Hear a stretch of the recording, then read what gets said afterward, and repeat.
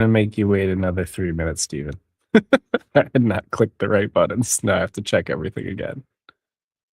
Oh, it's so funny. I'll get good at this at some point in my life. Thank you for the thumbs up, friend. Appreciate it. All right, let me refresh LinkedIn and see if this went through. It's funny, like it's events I scheduled on LinkedIn, so the party doesn't start without me, but I still feel bad starting 13 minutes late. All right, check.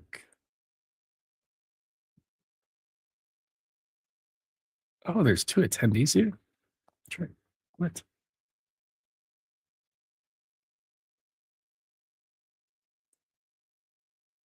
Hmm.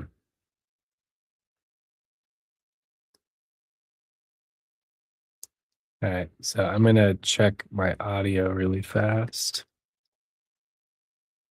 So I'm gonna play a video. Well, friends, I didn't get the job. After more than a decade at Johnson & Johnson advancing attendees here. Okay, want to see if that comes through.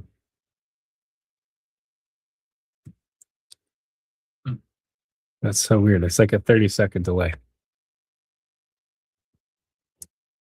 So I'm gonna check my audio really fast. Play video. Good job. After more than a decade. Oh, beautiful. Oh my gosh, this is great. Awesome. All right. Steven, I'm going to make a quick post on Schoolers to see if anybody else wants to pop into this, and then we will get cranking.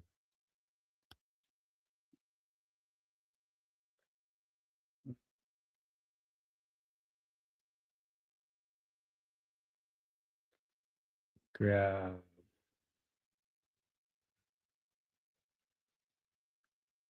I want to make sure I record this too. That'd be bad if I didn't record it.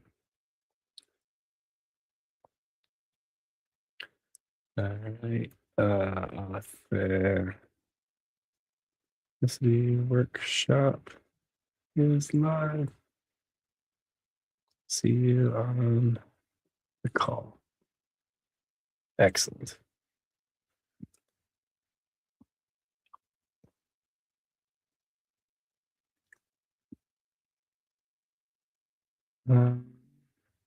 Then we should be good to go. It's so fun getting these little events up and rolling.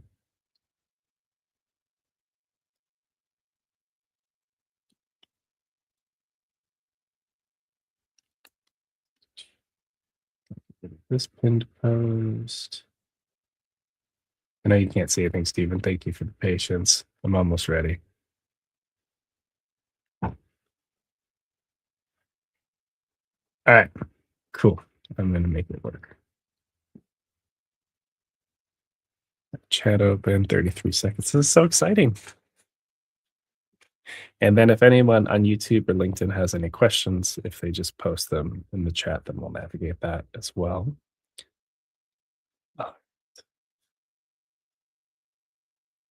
Gosh, this is so nostalgic. Okay. So, looking around. 1 second.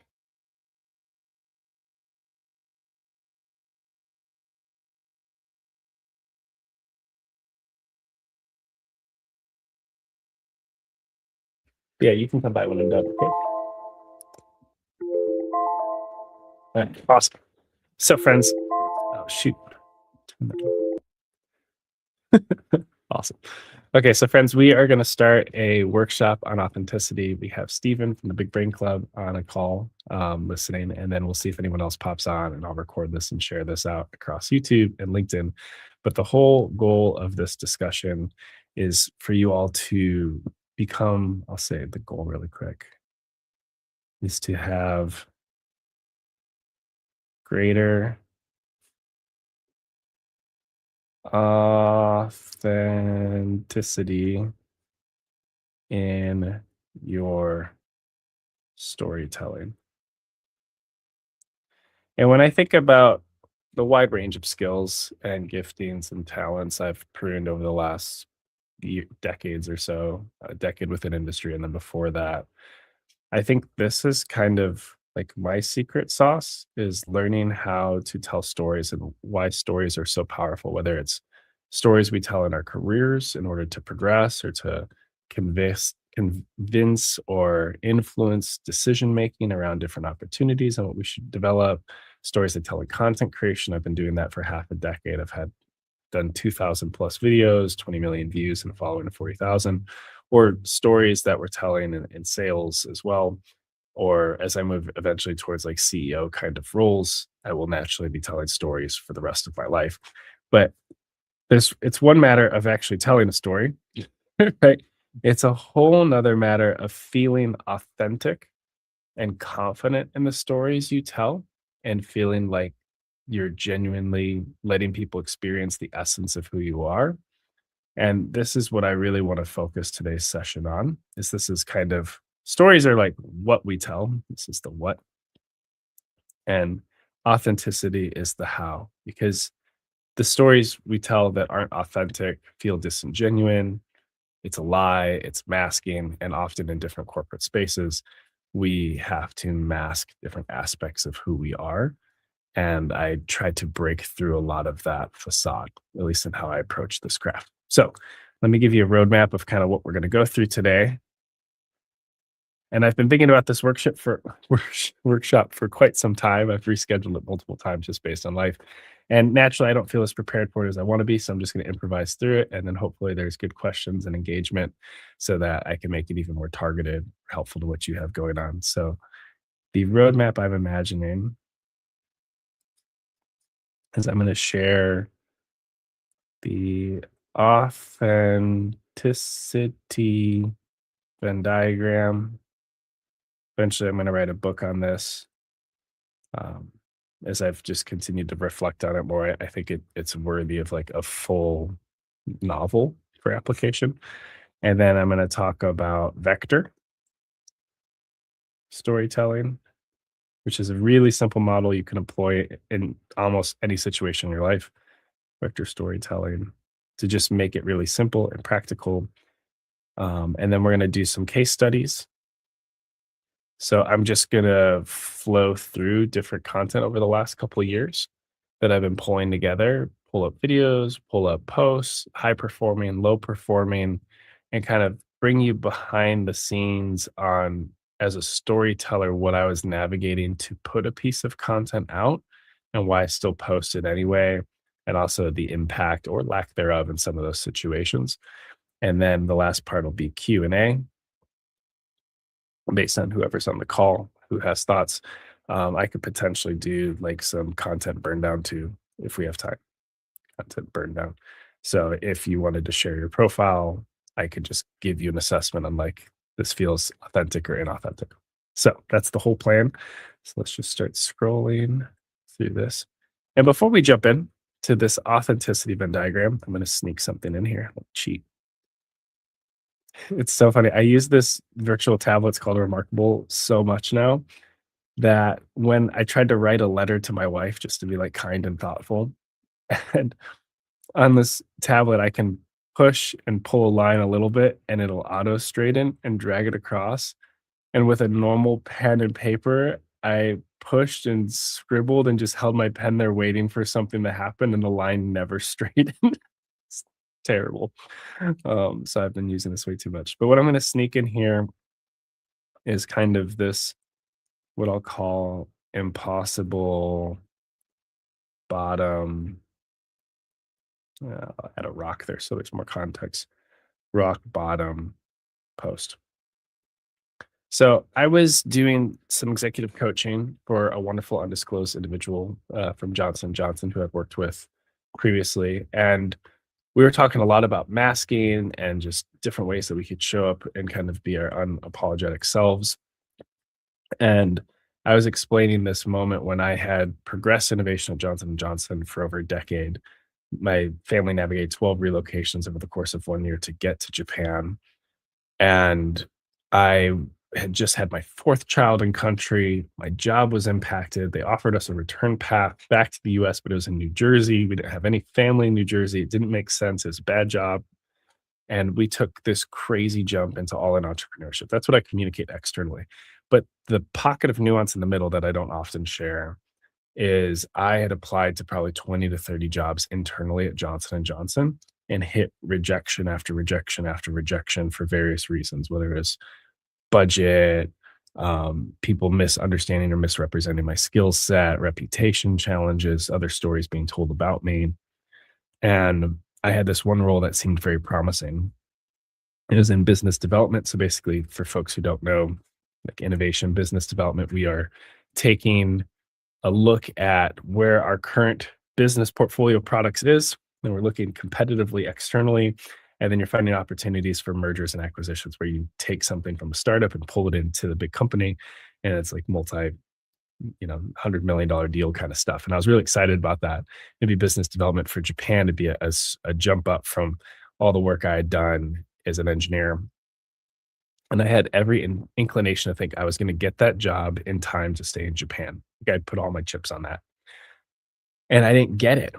And it was such a shocking verdict to me because prior to that, I had done a contingent resignation, which said, hey, if I can't get this job, I will quit J&J because the relocation timing doesn't work out. And we will figure out life in Japan apart from Johnson& Johnson. That's the hardest decision I ever made, to resign from a company I had loved and served and sacrificed so much for on behalf of patients. And when I didn't get that job, I knew that my career at Johnson& Johnson at that point in time was over. It's funny because I have an email I have to follow up on. I have an interview with Johnson& Johnson next week. So there may be a boomerang 2 years later, which is crazy. But in that moment of pain and sorrow and disappointment and confusion, I still went outside and recorded a video, just talking through what happened. And when I shared this with this client I was consulting, said, "This is an impossible video. Like, how could you possibly have recorded and shared that?" So we're going to watch this. I'm going to talk through the how, and this is going to lead us into this authenticity Venn diagram that we're chatting about. So let's see. Hopefully the audio comes through on both platforms. I know it'll come through on YouTube, but Stephen, I don't know if you'll get it on school. So actually, I can double check really quick. Hide that. Hide that. I'm going to fix it on school just in case. Share screen. Share entire screen. Audio. Perfect. Okay, so this should work. Well, friends, I didn't get the job. After more than a decade at Johnson & Johnson advancing surgical robotics and medtech, as well as my family relocating 12 times over the course of 1 year to get to Japan on behalf of J&J, the journey ends on June 30th. Now, some of you who have been following our journey knew that I was also pursuing another role within Japan in Johnson & Johnson. I had applied to over 24 roles, and this last one I was hopeful for. I had about 5 interviews, and at the end of the day, they decided to move forward in a different direction without me. So a chapter of my life, a very large chapter of my life, is closing. And some of you are curious, well, how are you all going to navigate this transition? We are in the middle of our 13th move in order to stay in Japan. And then from a job visa perspective, more to come in those spaces after June 30th. But it should be a wild adventure. I'm also thinking of writing and doing a digital class and all kinds of other fun stuff. But anyway, see you on the next one. Keep changing the world. Oh my gosh, there's so many things I would have told this Joe on this day. It's funny, I'm smiling, but there's also like remorse and pain. And one of the lines that I pulled from it is J&J's moving in a different direction without me. And this line was so hard to deliver. I didn't plan it. Every piece of content, for the most part, I improvise. I typically have an idea of a hook, like where I'm going to get started, where I want it to end, and I just let it rage, for better or worse. Sometimes I'll reshoot, but this was genuinely me with an umbrella, bringing people into what life really felt like in that moment. And it was incredibly difficult. And the way that I was able to do this, if we do the authenticity Venn diagram, and Stephen, this will be helpful for you on your journey, because eventually we are going to figure out how to get you doing LinkedIn and other content to drive traffic towards your VR community, which is going to be super cool. So authenticity Venn diagram. This is an extension of branding diagram. an overlap of four circles. And I will say, before we even dig into this, authenticity is actually incredibly challenging. So I don't want to trivialize this. I don't think authenticity is, I'm going to call it a skill, not a trait. And the reason this is so important is a trait, you either have it or you don't have it. It's something inherent. Whereas when it's a skill, you could think of yourself on a gradient from inauthentic to authentic. And it's something you can get better at with intentional choices and with, honestly, with practice. This video came after probably 1,500 videos worth of practice over 5 years prior. All right, let's draw the rest of our circles. Oh my gosh, I'm actually really impressed with this. Whoa, that's the best it ever could have been. A little loppy on the right. So authenticity is going to live in this region right over here. That's the sweet spot. And we're going to talk through these four circles. There's a circle of do, feel,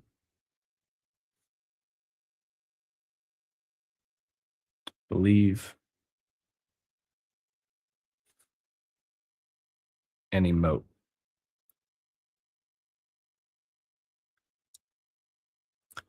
And it is incredibly challenging to get a perfect overlap of these because a perfect overlap requires kind of this marriage of our can't write today. I'm on third shift brain, it's fine. Our heart and our mind. You have feel and you have logic. And then you have action and I'll say expression is another way to put this. And these should all kind of be linked over here. Oh my goodness. That's from our other workshop we just did. Come back. Perfect. So if I keep scrolling ahead, the best example I can share before we get the perfect overlap of all four of these quadrants is what we do externally can often be driven by what we believe or what we feel. And there's often tension between feeling and belief. So, a beautiful example is if you want to go for a run every day for a mile, that is incredibly inconvenient and uncomfortable. And if you make that commitment to go for a run every day and that resolve to do it is dependent on how you feel, you will fail. As a long distance runner, you will fail. Is my very strong belief in these spaces. If your fitness journey is based purely around feeling, again, you will fail. There will be days when it's raining. There will be days when it's hailing. There will be days where you didn't sleep right. You don't want to get out of bed. It's warm in your bed. You will fail if it's driven by feeling. So the way that the doing is accomplished is often driven by a belief. And this is the logic side of the if then logic loop. If I choose to make myself wake up and I go out and do it, and I do that consistently for 30 days, 60 days, 2 years, then I will land on a different life. The if then, if then logic. Oh my gosh, my writing.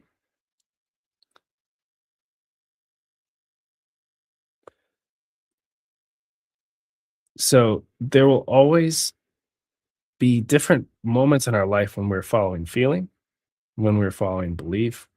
The marriage between them and what we do is always hard to find because at one point you have to delay when you allow yourself to feel a decision that's driving the doing. For instance, like I will feel delight when I complete a run, but I will also give myself space to experience disdain, dread. My one of my favorite things that I speak over my life whenever I'm about to go for a run or a lift, there's a beautiful quote from the Avengers Endgame where it's just like Thanos being like, dread it, run from it, destiny still arrives. Yo, Kelly, welcome to the group. We are working on an authenticity webinar. Happy you're here, friend. Um, there's this beautiful line where I will allow myself to feel the dread and the desire to run from a decision I'm about to make. And then I'll still do it. And then I'll allow myself to feel the elation at the end because the action's driven and motivated by the belief and the logic. So getting all three of these feelings, belief, and doing in concert with one another is important. But then from there, to drive to the middle of this Venn diagram for authenticity, the emoting is one of the most challenging aspects of actually bringing other people into what you're doing, helping them empathetically feel what you're doing, and also giving them insights as to what you believe, the belief that's driving the doing. This is when you can start to do content creation or when you can sit with your boss and talk about why you think it's time to move up to a new opportunity, why these stories are more compelling because you're bringing people into the emotions you're feeling, the beliefs that are driving your actions, and then you also let them see it. So if you look at a lot of my content creation over the last 5 years, if you saw an evolution, it becomes more and more transparent of what life really is for me in a moment. And you see less and less masking. A lot of times, what we're feeling, believing, and doing, we could then put on a corporate mask or for content creation, try to put out this posh, perfect, polished kind of content. And the reality is, most people reject that. Like, especially on LinkedIn, there's this LinkedIn corporate polish feeling. And I've just tried to radically challenge that. And I get really interesting DMs and business leads because of my conscious choices to let people see the mess of entrepreneurship. I've hit zero 3 times in 2 countries. I work third shift at Amazon to get cash flow to get set up in our own home while I'm starting to gain traction in the business. Like I bring people into these hard, real moments because I emote honestly, honestly. And that's what drives a perception of authenticity because any video people start to understand what I'm feeling because I'm honest. They know what I'm driving towards, like the end game or the goal, and they see the action. And that builds credibility, that builds trust. People see me as an authority in my context, and they believe that I can help them. And that all helps things progress in those spaces. So, this is the authenticity Venn diagram, and where we can take it a bit farther. And Kelly, just to catch you up, because I know you just hopped on. First of all, greetings, welcome. Uh, we are going to kind of have this goal of having greater authenticity in our storytelling style. And then I shared this video post I made right when I left Johnson and Johnson because I didn't get a job and just it was a very honest, raw, difficult post to pull together. And then we're going through an authenticity Venn diagram for storytelling. I've done like 2,000 plus videos across a wide range of contexts. And then I'm going to move into this vector storytelling to just help people better anchor their storytelling style. I can pause though. If you have any questions or any goals for what you'd like to get out of today's session, I'd be happy to get to know you a bit, and then we can keep rolling if you want. Not to put you on the spot. I can stop sharing for a second. You want to say hey? Thank you. Yeah, Can you hear me? yeah, you're good. Okay, good. No, I've watched a lot of your content and stuff to familiar myself with it. I'm in the process of getting ready to start my own community. Oh, In cool. the process of trying to write a book at the same time. So this is very interesting and informative for me, and I really do appreciate it. No, so you want to start a community on school, I'm guessing, and then what's your book about? My life. The this the crust of it, I guess, is learning how to overcome obstacles that life puts in your way that you don't have any control over. Hmm. I was a pregnant teenager from the projects and got married at 17, had my third kid by 19. By 21, I was divorced with 3 kids, barely scraped through high school. and went on to get married at 24. My youngest daughter had a grand mal seizure that lasted 2.5 hours, put her in a coma for the next 5 years before she passed away. In the process of that, I started a business and ran it for 29 years and sold it recently. And now I want to give back some of those tools that I learned along the way Yeah, to help other people that are in that same situation. that's amazing. So, what was your business? I mean, this time's for you. I'm going Um, to ask all kinds of questions, and then we'll get back into content. Not a problem. No Yeah, problem. yeah. My name is, or my business was a residential and commercial cleaning company. Okay, And I sold it to one of my employees after 29 years, and she's running it and doing great. that's amazing.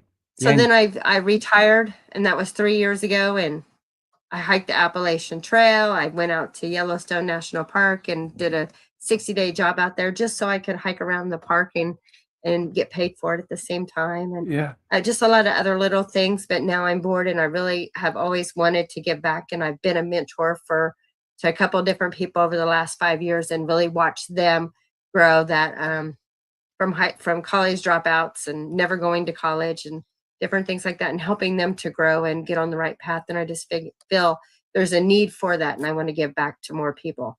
yeah. So you're kind of in like a legacy stage, right? You're trying to figure out what you Yeah. pass forward. Yeah. Oh, this is fantastic. Yes, absolutely. Yeah, during my career for context, I worked in surgical robotics for about a decade. I'm still in it, but in an entrepreneurial context. And I always tried to connect with sages. Like I would try to find folks that were like 2 to 5 years from retirement and just glean everything possible before that knowledge left. So there's Right. definitely just a huge opportunities, especially with digital context and community or writing a book, to be able to pass that on, especially if you're not in a season of needing more wealth, unless the goal is to like gain it, to give it and Right. No, redistribute it, God right? has been very, very gracious to Yeah. me. So I'm glad for that. Yeah.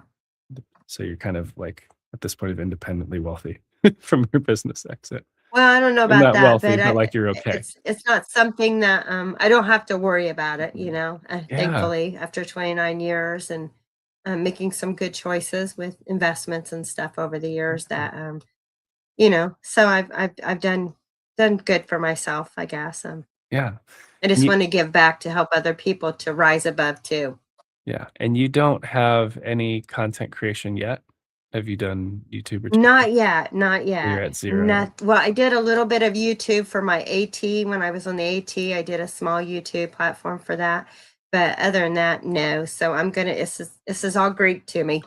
Yeah. And then what's your vision for the community? Like, if somebody I would joins, where like you want them to their A to B, what are you hoping for? I would like to teach them the like critical thinking and communication skills. I think those two go very far in anything and everything you want to do in life. They will help you step higher Mhm. in any category at all. And I think those are two things that are very well seem to be lost in the education system nowadays. Yeah. This is so interesting. Thank you. Kelly, thank you for sharing all Not these a pieces. problem. Yeah, yeah. Hey, thank you for putting me on the spot. It's going to just make me be better. Yeah, and I mean, this is a great start for content creation and just chatting through it. The impact you can have with your story if you learn how to share it authentically and honestly the way that you just did, but even more compact and in pieces, I think will win over a lot of Right. folks because you've navigated adversity. And when I pull back up the sheet, because I've been taking notes on you and chatting, I am going to talk about this vector model for storytelling. A vector is just a point with an arrow at the end of it. When you have an origin and you have a far-reaching vision and you bring people into wherever you are on that continuum, it also helps them empathetically see where they are on the journey. They might be just a little farther towards the origin with the experiences you shared of being a teenage mom. My wife, Right. her mother was a teenage mother as well, and just like a lot of the challenges of that space impacted her pretty heavily. And like, you allow people to connect on a deep level, and it creates an openness to growth. I will say Right. with where communities moving digitally, you want to create a pathway for interconnection. If you think about it from like a faith context or small group dynamic, you want to make sure that the community knows one another just as much as they know the leader. So I Right. appreciate that you've been, navigating my content and kind of getting to know the vision of what I'm building.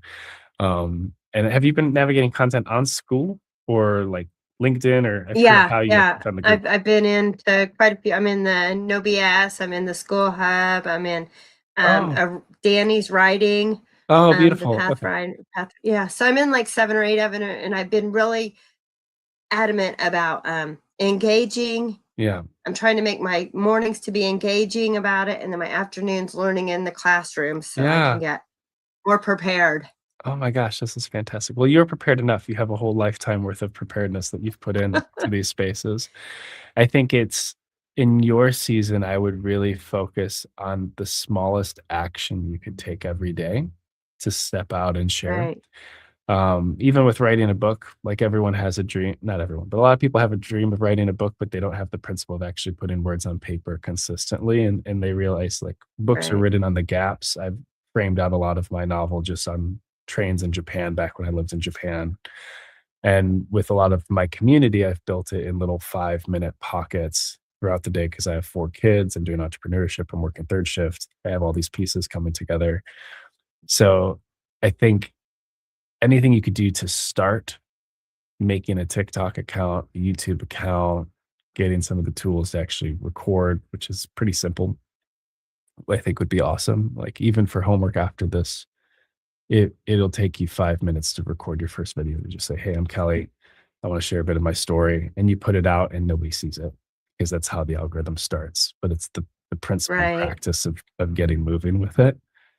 Oh my gosh, I'm so glad you made I the have workshop. taken the Yeah, go ahead. Thank you. I have taken the initiative and have opened up like the X and the LinkedIn and Yeah, the YouTube, all of that. I just haven't done anything with it yet because yeah, I just, I'm a perfectionist too, so that's yep. my problem is Me I'm too. over analyzing everything before I do it. And I know everyone on school says just put it out there. Perfect doesn't need to be. It just needs to be consistent and it'll grow. Yeah, what's your LinkedIn? Oh, I'll pull this up. Everything's at Kelly Miller or no, at Kelly Ray. At I Kelly Ray. This is amazing. Share my screen. RAE. So I will find it.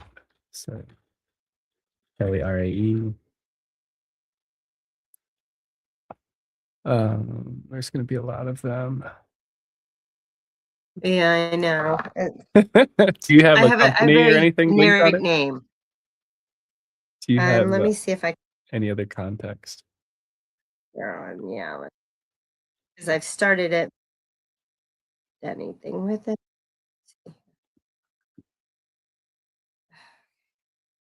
Or even like a state, or I don't know. Yeah, That's probably what it is. Is I'm just not moving there yet. you're okay. So, see here, I'm at home, but And I don't necessarily know if LinkedIn is the best platform for you because I've worked across TikTok. I've done like 22,000 followers on TikTok, YouTube, I about 14,000 subs, and then LinkedIn, I have around 1,600.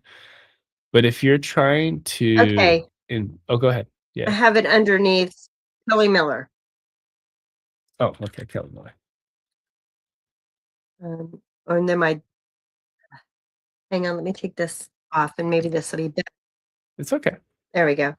Um, it's also underneath my name is Step Higher. One more time. You broke up. Step Higher. Step higher. Spelled it wrong. That's on me. That's okay.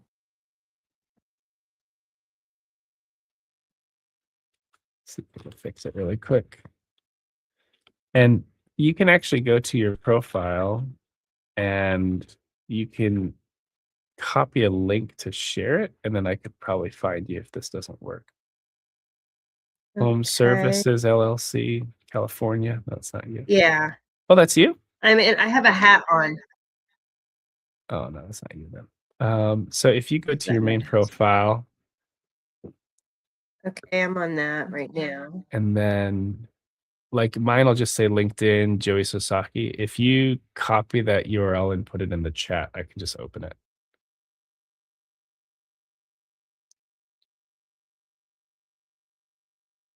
See here. My Kelly Miller. Well, it says step high. No, that's not gonna work here. I'm trying to think. I haven't done anything with it once I started. Yeah, it's okay. It's a learning.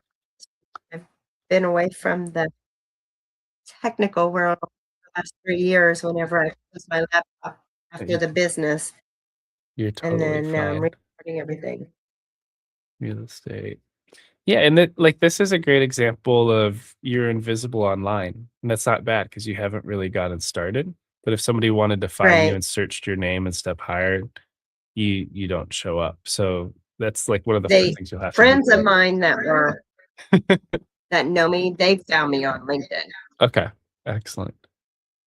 Yeah, LinkedIn's a really great connecting platform compared to consuming And I have platforms. they found me on, like, Instagram and Mhm. TikTok and all of that. I just haven't launched anything. Interesting. Okay. Well, let's jump back into content. If you find a link to it, let me know and I could kind of explore it. And it could be an Instagram or Okay. YouTube or anything too. But we'll make sure we stay focused on like what actions you can take from the session specifically. Stephen already knows a Okay. lot of the actions he has to take because he's one of the VIP members of the Big Brain Club. So he's an annual member. So we do office hour calls every other week. And I've been helping him Oh, build out his awesome. community-based business. Oh yeah, he's fantastic. He's not on the mic today, but he's listening while he's at work. Oh, hey. Steven's good people. So yeah, let's keep moving forward with this a little bit. Where do I want to go? Okay. So maybe let's work through some misconceptions on we're going to take a tangent onto content creation and we'll go back to authenticity. So let's just talk through some misconceptions.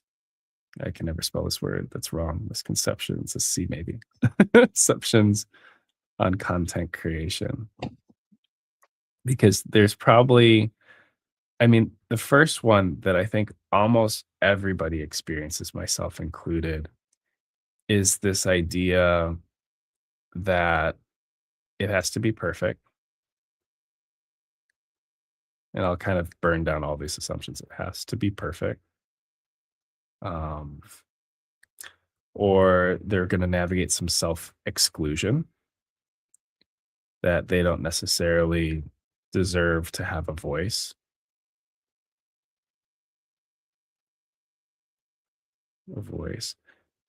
Here's a really big one. Like it's about hashtags and hacks and other crap. Like it's not about any of that in order to actually perform well. If you're trying to like hack your way through an algorithm, you're doomed, in my opinion. Let me think of some other ones that people get hung up on, and then we'll break it down a little bit. You need to post everywhere. That's another misconception that people think. Like if they're on YouTube, they have to be on Instagram, they have to be on LinkedIn, they have to be on TikTok, and they have to spread everything everywhere all the time. And we'll get to some misconceptions with that. And then let me find one more. Perfect self-exclusion. Thanks. Oh, this is the simplest one. I have to be something that I'm not. Like these may seem simple, but as I kind of flip each one of them, and you can go back, I'll record this video and share a link in the community.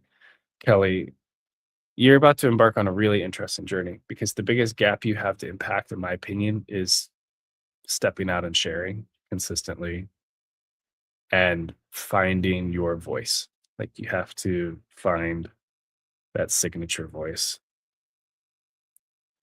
Because if you don't, and you don't find the confidence in that, then no one will ever know your story and they won't be able to have their lives impacted or changed by it. And they won't be able to change course in their own world based on something so beautiful and precious you can share with them based on your real lived experiences. You can save folks years and decades of pain potentially, or just create different situations for thriving families to occur in thriving marriages and whatever impact you imagine from the experiences you've had by not stepping into these spaces, those folks don't get reached. So, like, we wouldn't be chatting right now if I hadn't started live streaming VR video games in 2020 when everyone was locked down and I was trying to connect with family in Chicago. Like, that's what got me into content creation was being a nerd and figuring out how to play VR online on a platform called Twitch. I don't even make content on Twitch anymore, but it was a bridge towards the discussion that's happening today. And that was in 6 years ago now, which is crazy. So it has to be perfect. I can show you hundreds of videos that I have made that are far from perfect, as well as many posts that I've made that are quite sloppy. And if you look at my content where it started to where it is now, it is radically different. So maybe we can do that on YouTube is probably the best pathway. Let me make this big for a second, and then we'll break down the other misconceptions. And this will all build towards authenticity. YouTube. I'm going to take you way back. Let's see how far I can take you.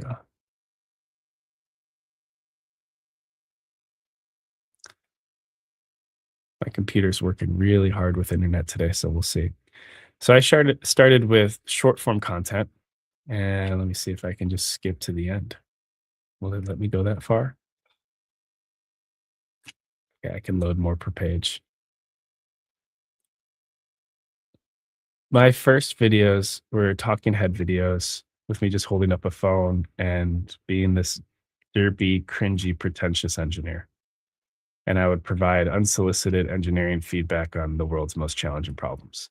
And it's because my sister was a content creator and community builder on a platform called Twitch. And she's like, hey, you should go on TikTok and make this content. And I just started trying everything. Oh my gosh. There's so many videos.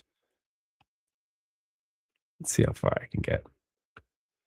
Um, I might have to just jump in because this is too far.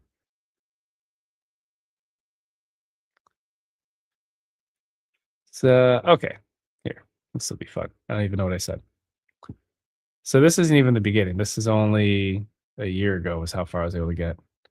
Hey, pretentious engineer here. I know you didn't ask, but this is using the treadmill outside its intended indication. Typically, one is supposed to either walk or run on a treadmill. Occasionally, people have used them to dance. Just super sarcastic, snarky, doesn't provide a lot of value. It's just entertainment. I would find a clip that was viral and then just add commentary on top of it. And I found this is when I was hacking algorithms. Like I found ways to get immediate visual stimulus, auditory stimulus, captions, and I still use a lot of the techniques I learned to get and hold attention, but the content itself is pretty low quality. Whereas when was trying to get to the highest peak quality for the pretentious engineer before I started doing what converted well in my business. Let me see if I can go back to the start. Go back. Like, let me show you my highest quality edits as a pretentious engineer. And then we'll get into who I am as just someone in surgical robotics now. This is completely improvised. So I'm really glad you shared a lot of your story because I didn't know this is where this conversation was going to go, but I'm really glad it's happening because I've worked on this way too long. So let me see if I found a high performing video.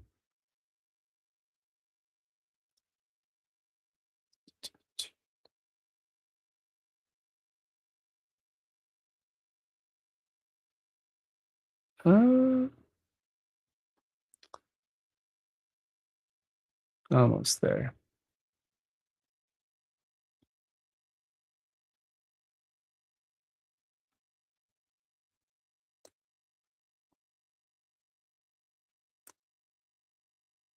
Okay, here we go.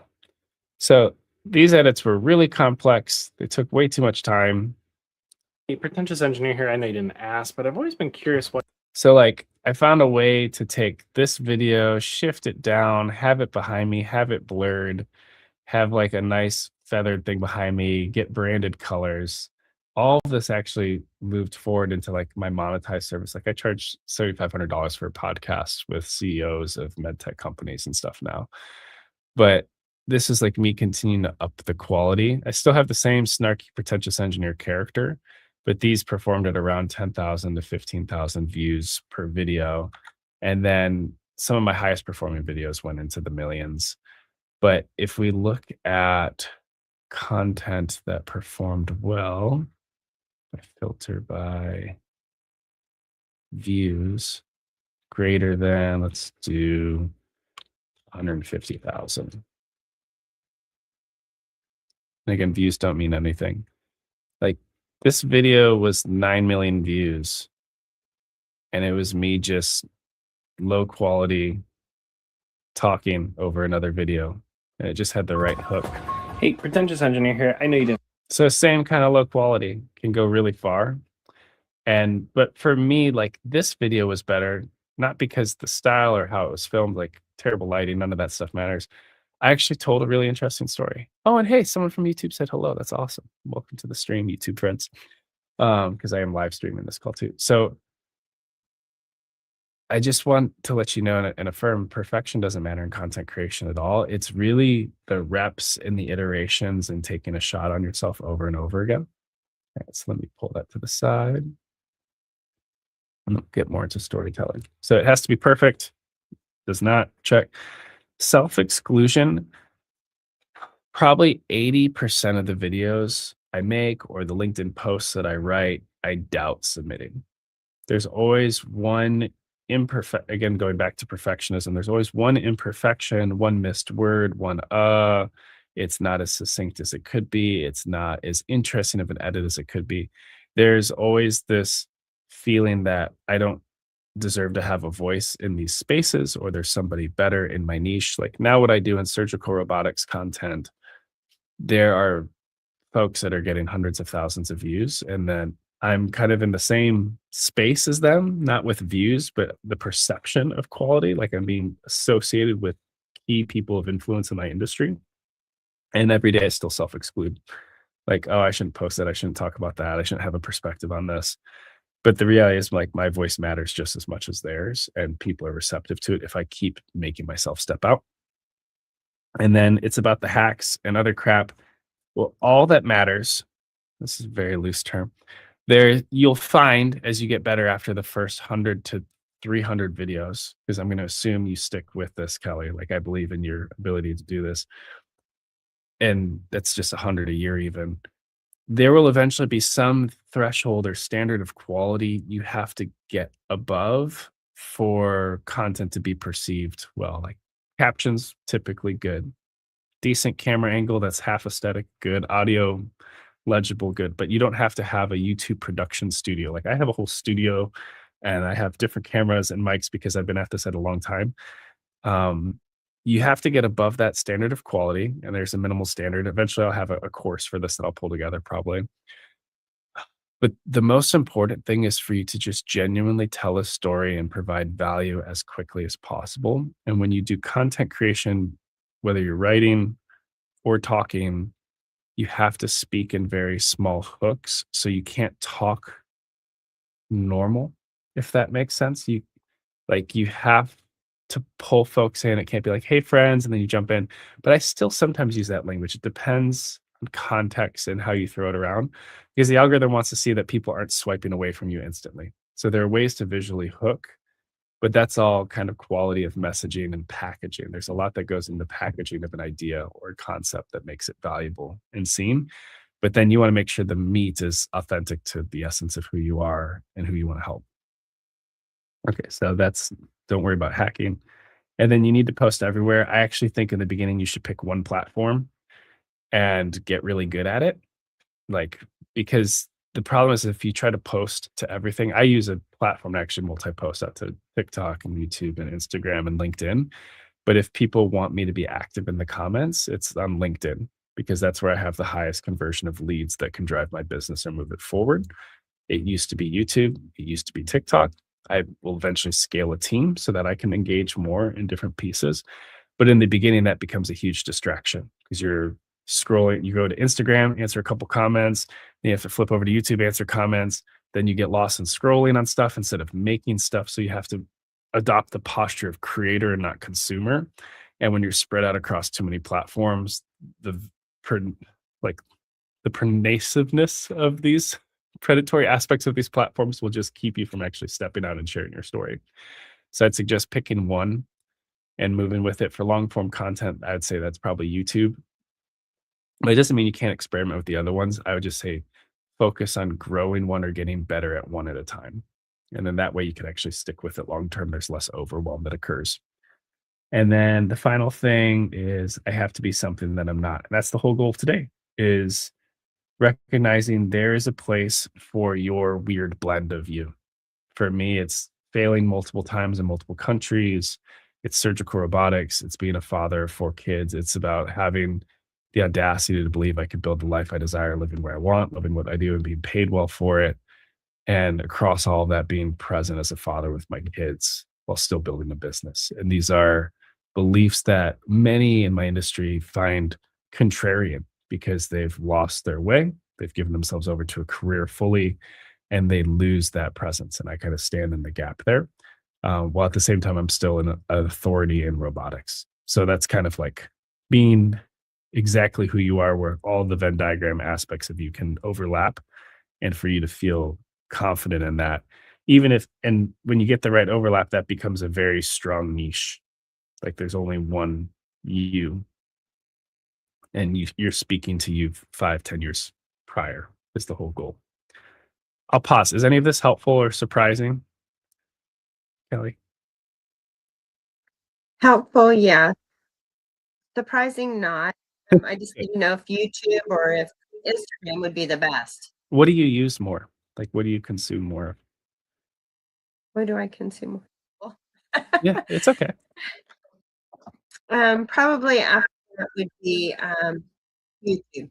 Yeah. So if you're on YouTube more often, then you're going to understand that context, because when I make content for YouTube, it's different than what I make on LinkedIn, because there's a different Right. reason people go to that platform. So if that's where you spend the majority of your consumption of time, you understand that context better. So I would say start with YouTube. And for Okay. YouTube, there's a couple of pathways. So you have podcast, you have lungs. I call these mids, which are about like 5 to 15 minutes. A long is like 15 to 45. And then podcasts can go 1 hour to more than that, to like 2 hours. And then, Right. and then shorts. I would 100%, this is less than, shoot, what is it now? 3 minutes. I would 100% focus on short form content in the beginning, because it's going to give you the most repetitions with the least Mhm. problems to optimize. And what I mean by that is, for a mid and a long form piece of content, you have to have a really great idea, a very strong hook, a perfect thumbnail, great title, optimization with thumbnail, intro hook. And it's such a steep learning curve. I don't want to self-exclude you from it, but I think you're going to get way better if you just run through shorts. At least that's what I did. And then when you Okay. move into the long form game, you're much more compelling at it. Like my podcasts have very intentional, strong hooks, because I need to capture that focus in the first 5 minutes. And that means the thumbnail's got to be good, the title's got to be good, the hook has to be good. And I drive a lot of traffic to my YouTube videos from my LinkedIn audience, because I can directly engage them through DMs in a way that I can't on YouTube. So there's like all kinds of different distribution strategies. But if we assume no Right. one's going to see your content for 100 videos, which is not true, people will see your content. But if we pretend that that's just what 100 looks like, I would target doing 100 shorts. And around 70 to 80, ideally, you start to see traction. My first viral TikTok was video 123. and that went to 1.3 million views, which is really cool. And it was me rapping to a Dr. Seuss book, completely random, just improvised and fun. So the internet's I'll have a to go wonderful back and place. look for that. Oh, you'll have to dig for a while to find that one. That one's on TikTok, I think. I don't know if my TikTok's set up on here. That's a good one. I have too many tabs now. Let's see.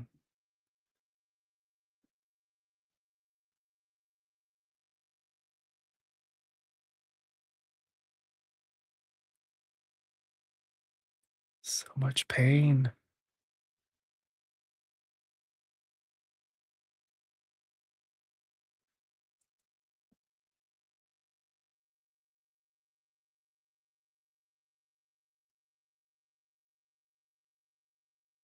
Oh man. My profile.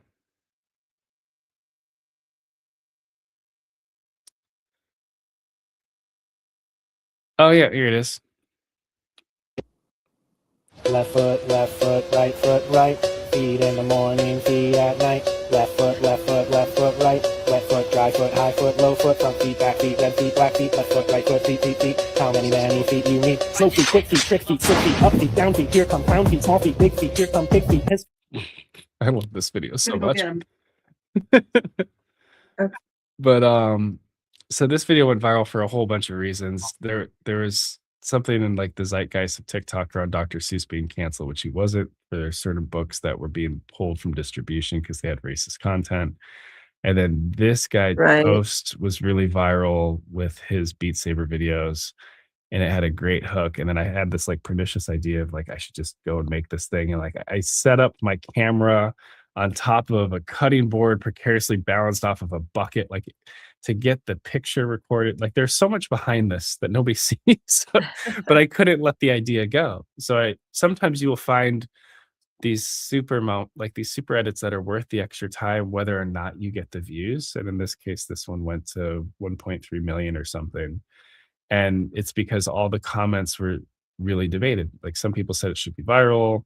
Some are like, wait, why did Dr. Seuss get canceled? Other people are like, there's snowflakes. Like it became political, it became music. Others are like, this is fire. So you find a way to get enough overlap that stuff can happen in good ways. This is not niched content. Okay. It's very broad and appealing. Okay, so let's keep rolling on authenticity. Thank you for sharing.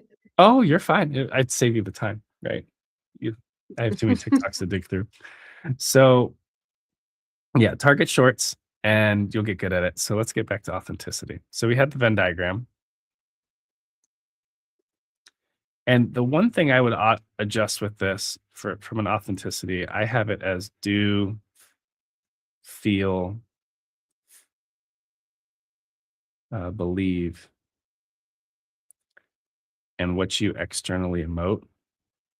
And during the writing process, especially if you're working with Danny, you're already probably exploring how do you bring people into proximity with your story. You might find with your content that for me and my style, this is all present. I bring people into what I'm doing, what I'm believing, what I'm feeling, and I emote it as transparently as possible. And this drives towards authenticity. For you, because you're in more of a legacy stage, as we were sharing, I would try to put it towards past tense. So like, what did you do historically? What did you feel then at that time? And for beliefs, I would try to bring people on a continuum of belief, like what limiting thoughts or perspectives you had of yourself then and how you've grown, because that brings people up this continuum with you. And that for emoting, potentially, there's this great line of like an actor who just starts crying, like nobody connects with that, but an actor that's actively trying to withhold tears and still partially does, like that's more compelling.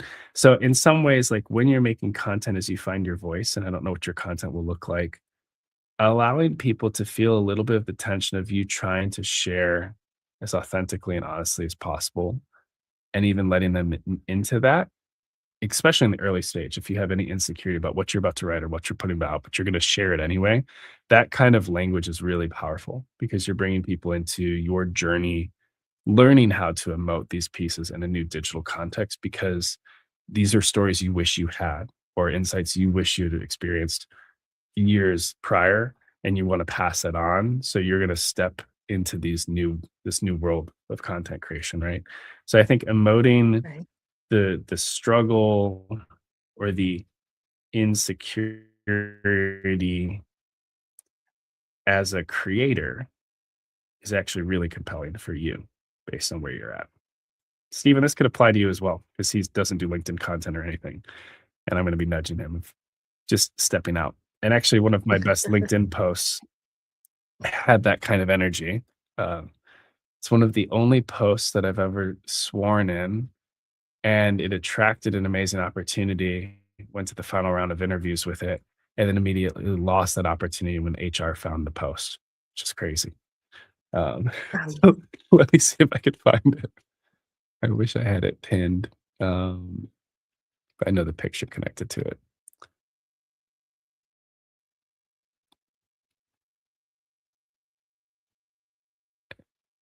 Jeez. I'm gonna have to go a little deep. So this was right when I was about to start working at Amazon. And within my industry, if people have navigated a gap in employment, there is often like this masking or this desire to not even let people know that you were impacted by a layoff because you're seen as like not hireable and things like that. And for me, I wanted to take this shot towards normalizing providing for your family in a transitionary season. Yeah, I'm almost there. Let's see. It should be a big Chipotle burrito. Let's see. But we'll read it and walk through this. This is a huge inflection point for me as a creator on LinkedIn, and it opened up again tons of opportunities. Did I go too far? That's Japan.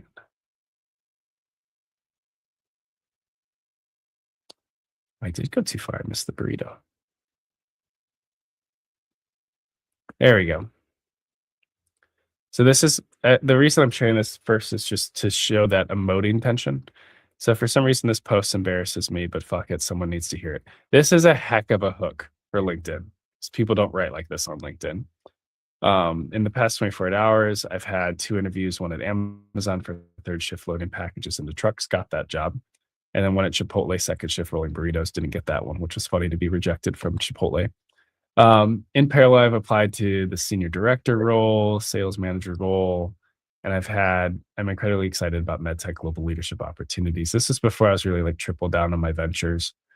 And I'm equally excited about getting cash flow and what I can learn at Amazon and Chipotle on the ground floor.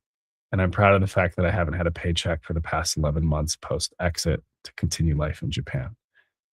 So this is kind of pulling people into the grit and the choices I've made. Even if I'm not a good entrepreneur, like I'm still alive and making it. And I'm proud of the fact I've been more present as a stay-at-home father, taking care of my grandfather battling kidney failure.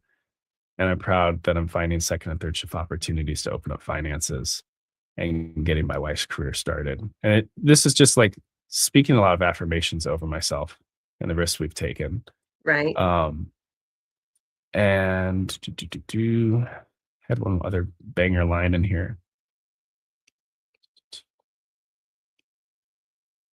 See if I can find it. Maybe I missed it.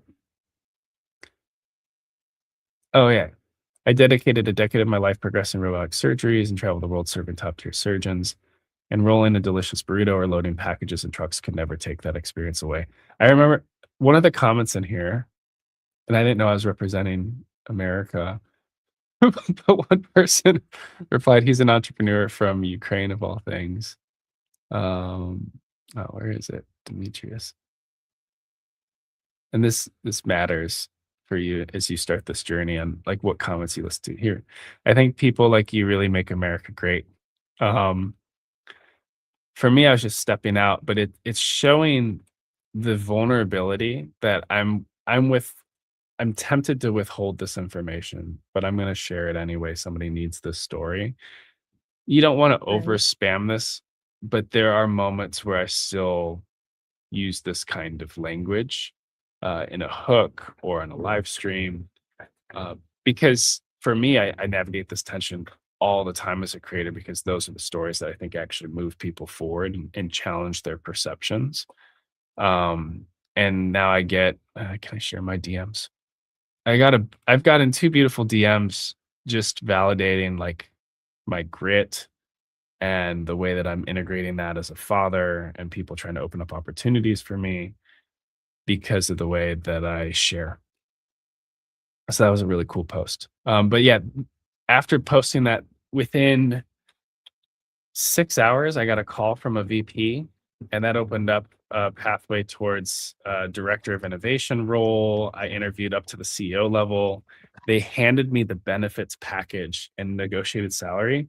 And then on the drive home, they went through my LinkedIn, and that post was pinned. HR found it, and they were concerned I didn't have executive presence, and they pulled the whole carpet out from under me. So the post that attracted that beautiful opportunity also took it away. But for me, that was a great learning that I can attract more opportunities like that if I continue to step out and share. And that sometimes my Right. content's going to push some people away if I'm authentic, but it's going to attract and galvanize the right audience if I stay with it. So that's a risk I continue to do as opposed to just reverting back to feeling corporate. And that was really fun. So and now I'm interviewing with Johnson & Johnson again and other companies, which is cool. So the last piece I'll kind of leave you with for this authenticity workshop, which is another simple diagram, I'll expand on it, is the storytelling vector. And the reason I like it is because it is so darn simple. You don't need any complicated narrative structure. And you want to teach yourself how to tell a story in 30 seconds to 60 seconds. Even though you have a full 3 minutes to work with short form content on YouTube, and that'll be vertical content, you can just grab your phone, look at the timer, and talk for 30 to 60 seconds. And as long as you make sure that you have this vector and the story consistently, it makes it like boosts your authenticity, and it allows people to empathize with you. And I'll go through it again. So this is your origin state. So your experiences in high school you kind of went through is like a great place to think about. Being able to compress this tightly, it takes vulnerability to share kind of the rough parts of our origin. And that's why if you look across my content, I consistently say I've hit 0 3 times in 2 countries, or I have a keynote coming up in Basel, Switzerland in 26 days, where I get to take the stage for 30 minutes and share my story. And it's the whole hook starts with hitting 0 in Japan, what that experience is like for my family. Because when you bring people here, if you've achieved great success, like you built a business over 20 years, you exited from that business, you've retired, and now you've made it to legacy stage. If you just start with where you're at, if you start at, we'll say this is like your success. For anyone who's not there, it's really hard to latch into that story and to feel connected and to trust you. Like, luckily, you're not selling get rich quick kind of schemes. You're trying to teach people how to do critical thinking.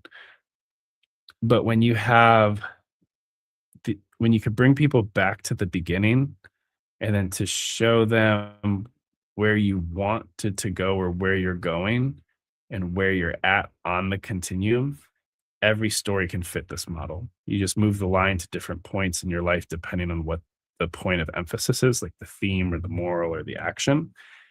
But you always want to have a touch of origin, a desired, this is what I would call like desired future state. Have you done the Find Your Next assessment yet?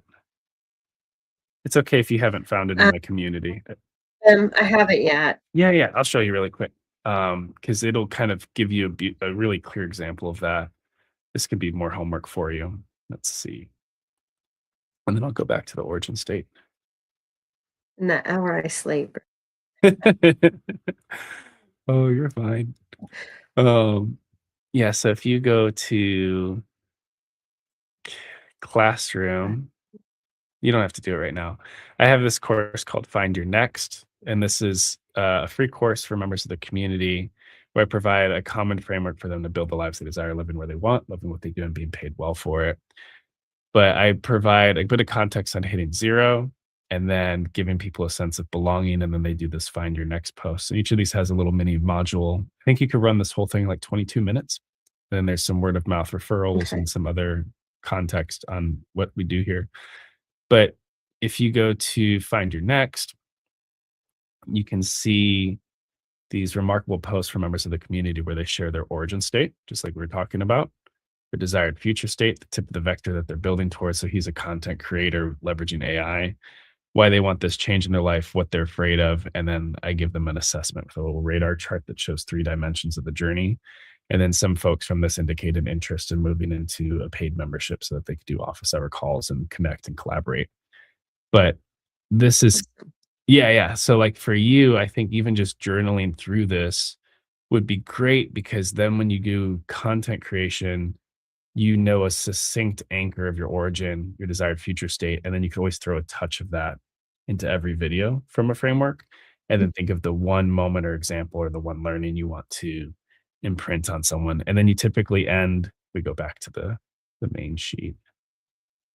And then we would typically end with a CTA, a call to action. And this call to action doesn't have to be like and subscribe or I have this product or join this community that's going to change your life. You can still indicate that at different points.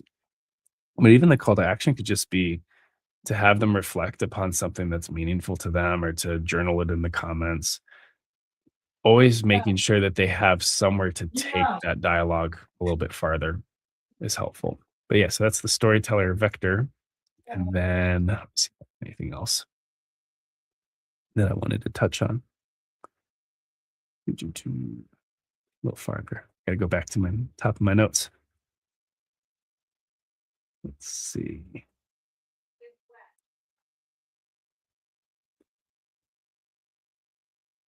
Okay, so we did possible rock bottom post, authenticity Venn diagram, vector storytelling, case studies. I kind of hit a lot of these with different pieces of content. Mm-hmm. And then Q&A. Yeah, so I guess the rest of the time before I go cook dinner for my kids, do you have any other questions or thoughts around authenticity, storytelling, content?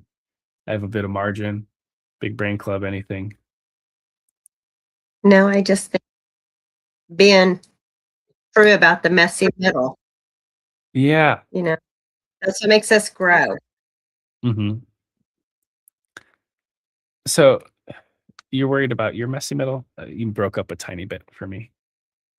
No, I think that's the key. Just to kind of work into the messy middle of it. Yeah, because nothing is ever just stars and rainbows.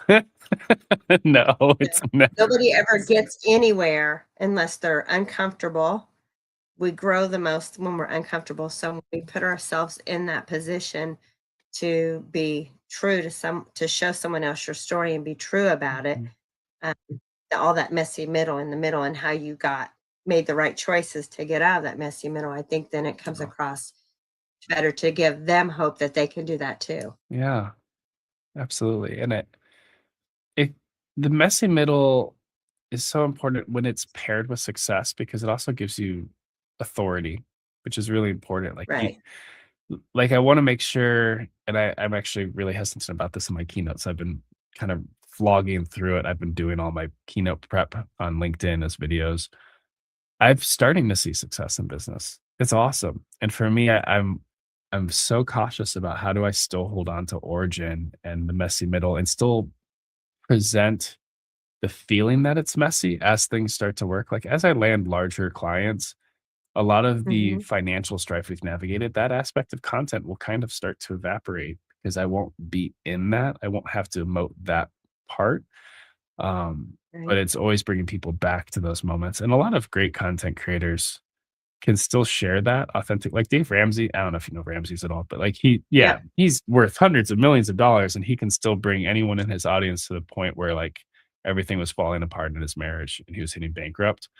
And all of a Sleeping sudden in a not, car and everything. yeah, and nobody considers how many mansions or whatever he has at this point in his life, because they just Right. trust that he can help them um reach that level, which is helpful. The other curiosity I had with you, so you started a business, you said, with like janitorial work, or what's the niche? Yeah, I Cleaning took service? $1,000 and started the business and grew it to amazing. I mean, I started in Illinois Yeah. and we did all the forms for the University of Illinois, I mean, all the doctors and banks and daycare centers and stripping and waxing of floors, apartment complexes, everything. Um, and it put my kids through for high school and private colleges. Yeah. They're grown and married now, and but I still think about that teenager in the projects Yeah. and how I never at that time when I found I was pregnant didn't even want to tell my mom because I Mhm. was terrified Yeah. that I could be where I am now in life, Yeah. you know? And the dad, unfortunately, he got in trouble, and I was a single mom for 3.5 years before I got married. I got married early, um, and had two more children. But yeah, it was me. But my mom made me grow up. Yeah. Um, you played adult games. It's time to be an adult, and so I worked and went to school and worked two jobs and graduated barely. My GPA and my high school transcripts look like crap, but I still graduated. And I was married and pregnant with my second kid whenever I graduated. Yeah. Um, but I look back on that now, and everybody else in that neighborhood, none of us we had dreams, but we never ever thought we would fulfill those. Yeah. That we would just be another, which I hate the phrase, because I proved it wrong, a victim of your circumstance. Yeah. Because I could have just said, well, I'm just gonna be one that's gonna be on welfare and have Yeah. kids after kids and do nothing with my life. But I looked at it as I was as low as I could go. There was only one way to go, and that was up. Yeah. So how do I do? And I didn't have money for college, but a library was free education, and I was teachable and I could learn. And there was books for everything there that I could go and read and learn. I learned how to write my business plan. I learned how to do my finances for my business, all that kind of stuff, just from either going to the library or setting in on audited classes at a college I didn't have to pay for because I didn't want the degree. I just needed the knowledge. Yeah. And so that's what I want to give back to people, is saying that, just because this is where you're at, this doesn't mean you have to stay there. There are so many different avenues out there. And now with the internet, you don't have to look everything up at the library or on encyclopedias. Everything is right at there's no reason why anyone can't succeed. Yeah. No matter what bad choices they made. No, that's The messy middle. Well, that's incredible. Like part of the Big Brain Club that I have a lot of empathy for after working at Amazon, because I took the whole college path. Like I got an undergraduate in mechanical engineering, and I have a master's in global leadership. And hey, no worries, Stephen. Thanks for popping in. He's got to drop off. Yeah. And working third shift with a lot of folks that have navigated different setbacks and addictions and lack of education. Like I have a lot of empathy on how those folks can actually build wealth, because I just had different Yeah. pathways provided to me. So even in the community, I changed a lot of the offer. I have a $2 course called Lord of the Loom that just teaches people how to do sales using an app that does video recording, hmm and then helping them make their first dollar and their first $100 online, because people need some kind of on-ramp. So the reason I was asking about your business is if you were able to do all that through a library in your school community, if you could provide people a pathway that don't have education or have setbacks to kind of take greater control over their circumstance and start a blue collar, hardworking entrepreneurial venture, Right. and give them the runway of, this is how you start your LLC. This is how you do your books. This is how much cash you need to get from a couple jobs in order to be able to do this legally. Cause you probably have to start under the table with a few contacts and talking to Right. businesses, and then this is the right time when you need to invest in this piece of equipment, because you'll have this crew running. Like if you provided the rampway, and The then steps. Yeah. yeah, and the first part of the journey is part of your free community. Like, do you know that because I don't know how new you are to school. Like, do you know they have like freemium community models with different pricing at different levels for different stuff? Does that make sense? Yeah, there are some who do that I've seen on there. Yeah. Yeah. Like if I pull up mine, because I'm trying to think of like actions you could take right now. Because I haven't started any of that yet. Yeah. I'm trying to. Well, yeah, if you have a credit card, you could start it right now. But I mean, I did that. Yeah, my goal with- is for the 15th of this month to actually. You could start it today. It takes you 2 minutes. So if I go to my course, like, if I go to general settings, They say to like start a free course, free one, and you can yeah, like, build up some people to trust you yeah, with the content putting out and stuff, and then you can go into paying. But then there are a couple people out there that are doing like they're charging like $1 or $5 just to keep the bots and the stupidness away. you could do that as well. What's great is when Mhm. I get requests to the community, the questions I ask, I can immediately tell if it's a bot or not, which is fantastic. Like Right. it's easy to kind of filter them out. So I'll kind of do high level and then we can nerd out on school for a couple minutes because there's probably just one or two. This is a library moment. There's probably one or two knowledge gaps you have that have just prevented you from just starting right away. And I'll Right. send you a link and you could start after this call. I use a freemium model. So you could just have a free community that's free for everyone forever. You could do subscription. So it's $100 a month. That's what I used to have. Or you could offer tiers where everything's paid. Freemium is great for traffic because if you have members coming from YouTube or LinkedIn or whatever you start posting on, the barrier to Mhm. entry for them to jump into a free group is really helpful. And then as they get value, they can then move up into paid. For me, I set my like middle tier is monthly so that it's like accessible. They can start to feel what the value would that be. And then if they wanted to move up to something annual, I actually have it as a price increase because I do quarterly one-on-ones and deep dive on their content and provide more. Other people will do monthly and then a discounted rate on annual because some people like to save on an annual subscription. There's different ways to approach how you scaffold the value and the offer per group. But what was I going to share? So when people join the community, I ask them membership questions, which you probably answered. So if I just go Oh, to I know plugins, I did. yeah. So if I go to plugins, Everyone else's course, No, everyone you- else's community that I've joined. So yeah. So you could set up some membership questions. So I want to know how they found it, and I give them multiple choice across content creation, a friend referral. I actually put this first because I want people to be primed that bringing friends to this space is really ideal. When they bring a couple people they actually know, it's a more vibrant, engaged group. And then I ask them why they decided to join, give them free response, and I get their email so that I can do email marketing as well. I haven't fully turned this on yet. I just have it set up. And then you set up your pricing. And one of the most important things when you think about these 3 levels is for the free group, if you do anything in a course, you want it to be really short and consumable and get them to the next level in their journey. And then you could also do a paid course that's low price to help unlock more opportunity. That's why, again, I was asking about business because you could, right. if you scaffolded it so that people can get this assessment, like I do the Find Your Next journey that you'll go through, it helps them become kind of problem aware on where they have gaps and they could totally work it themselves solo for a while and get there if they care about it. But then if they want to spend $2 on a mini course, then this will give them 30 to 45 minutes of content to actually learn how to make a bit of money online. And it's not scammy or gimmicky. It's just like I make money through affiliate revenue from other communities. So if people want to learn how to sell access to my group and someone converts, they get money. And there's a really magic moment when you make your first dollar online that I hadn't experienced until I was like 32 years old in my journey, which is Well, I'm really cool. 59, so Oh, you'll have it too.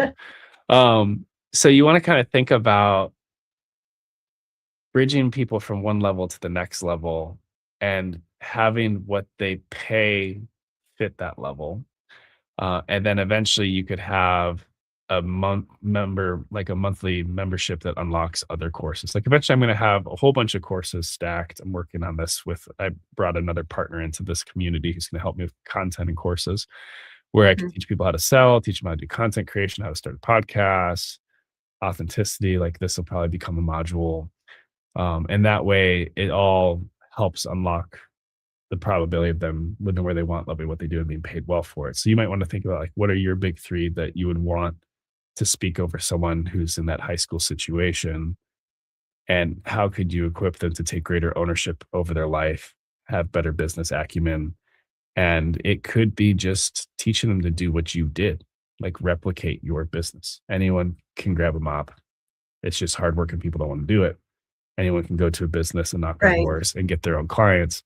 And if you give them the structure, then once they've made their first $1,000, it makes a lot more sense for them to join the monthly group because you're going to get their LLC set up legally. You're going to get their books level.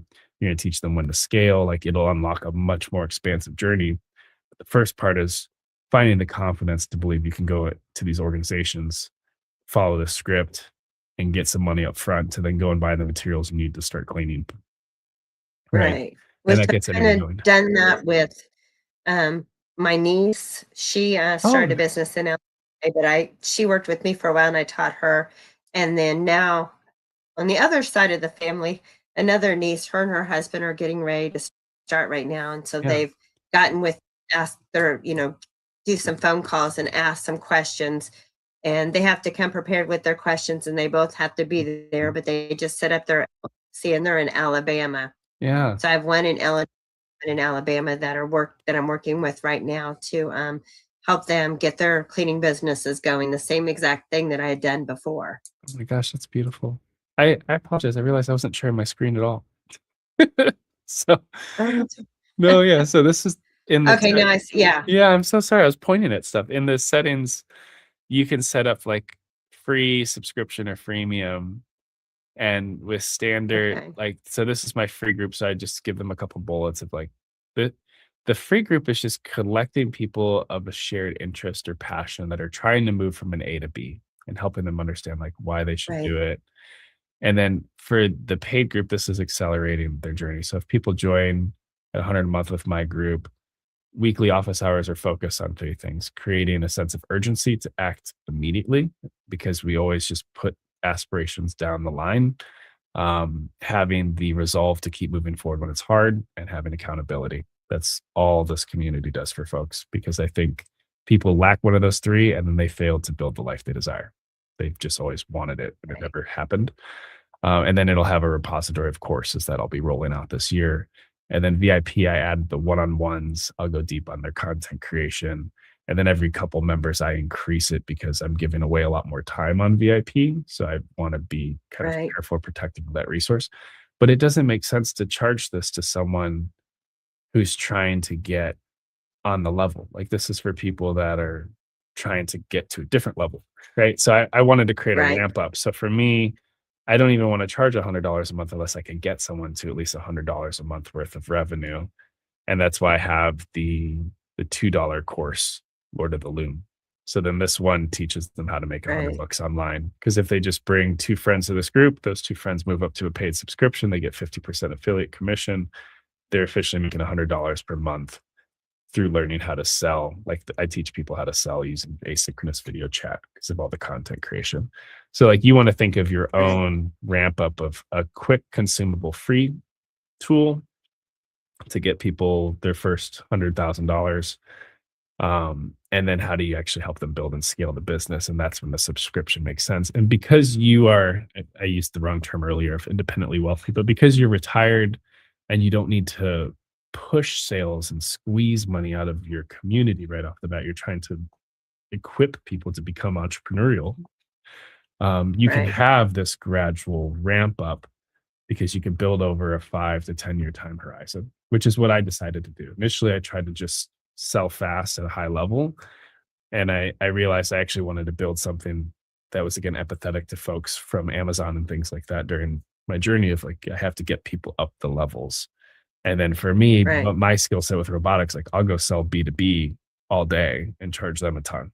And that way it gets my runway financially so that I can scale this gradually and then bring in a team that I profit share with as well that runs it.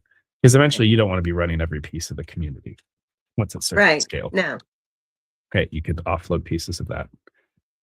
I mean, there's probably people you've worked with in the business you sold that you could bring into Oh, this yeah. next venture as well, and equip them on how to do that. But yeah, so I'll pause. I don't know if this is helpful. I have in the Find Your Next course, if you go through this little 20-minute thing, you'll do the Find Your Next post. But then I have a Start Your Own School Community link. And then there's Okay. a 5-minute walkthrough, 2-minute walkthrough of how to do it. If you click this link, you can start a community and name it. And then I have a 20-minute walkthrough I did with Shalina when she started hers, but I've already given you more content than that. But you can you can literally just start it as an empty room with the name you like, and then bring people into it as it's messy. It doesn't have to be perfectly polished. A good example of that is my medtech community. Like when I first started, my about page was completely empty. And actually, it's still the video is just my son crawling on me talking about medical device and why I want to start this community. And then I just talked about like people who love medtech and connecting them and collaborating them. I haven't told them the whole journey they're going to be on or what's paid and unpaid. Like, just come if you like medical device innovation. And I'm up to 20 members, and I started this a month ago, just from LinkedIn Awesome. traffic. Yeah. And like now people are coming in, and like this is a new person. She's got a great duck logo. But she just came in, she started watching this 1.5-hour video. She's engaging. I don't even have onboarding. I don't have courses. There's nothing in here. It's like a shell of a community, but shared interest. She's an AI engineer. Oh, wow. Yeah. So like, Wow. don't put any barriers on yourself. Just start a group and play around with the system. Invite some friends from probably your previous business and just tell them like you're going to try to create a group that teaches people how to do what I've built with you. And then I want to see if we could help folks globally, because that's what this platform allows. Everyone needs a cleaned building, right? So there's a lot you can do in those spaces. Yeah, you can start Right. small, and then it only gets better if you start and play around with it. But Yeah, Kelly, you get more education. It's easier. yeah. But I think I gave you a ton of homework, which is good. You did. Thanks a lot. I'll be busy tonight, won't I? Yeah, no, you're good. And feel free to reach Thank out on you so DM. much. Oh yeah, absolutely. This is something I really care about. It's a fun detour is the wrong word, but it's different than what I've done the majority of my career with medical innovation and global leadership and marketing and engineering and all the nerd stuff. It's similar to you, like, even though I'm only 33, there is an aspect of legacy building of if I could help people step into digital entrepreneurship way faster than I was able to, it's just going to save a lot of pain. And ideally, I want people Oh, to be yeah. able to leave careers that no longer serve them or care for them. There's so many people I run into that are just stuck.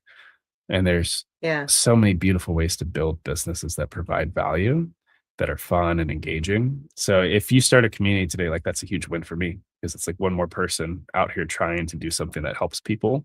And you're going to have to step into so many new giftings and learnings across content and engagement in your community and building a course. And like, you'll have to work through all the little pieces of overwhelm. to Yeah. try and Get out of my implement. comfort zone Oh, and just yeah. do it. Yeah, but it'll be awesome. Like, you've already done so much that there's definitely space Yeah. for you here on School. It's an awesome platform. I think it's the thing that whenever I put content out there, it's for everybody in the world to see now. Like I did me and my sister, we were so close in age that we both graduated. We went through school the same years and we graduated. wow. We're 10 months became premature. Yeah. But I did the invocation, she did the benediction at our graduation. It's not like that I haven't spoken in front of hundreds of people and stuff, but the internet is like millions of people, and that's a whole game than just this group of people, so that's Yeah. where I'm out of my comfort zone, and I do best whenever I am challenged. I challenge myself all the time, so